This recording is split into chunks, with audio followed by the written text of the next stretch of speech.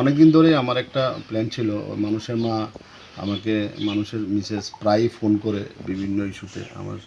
আমি মানুষ মারা যাওয়ার পরে যখন এসেছিলাম তখন আমরা বলছিলাম যে আমরা এই পরিবারের পাশে আছি।